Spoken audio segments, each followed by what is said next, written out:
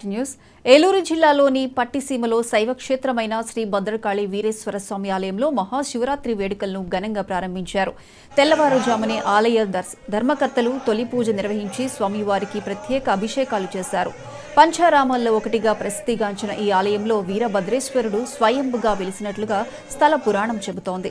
దీంతో ప్రతి ఏటా లక్షలాది మంది భక్తులు ఆలయానికి వచ్చి శివోహం అంటూ గోదావరి నదిలో పుణ్యస్నానాలు ఆచరించి స్వామివారిని దర్శించుకుంటున్నారు.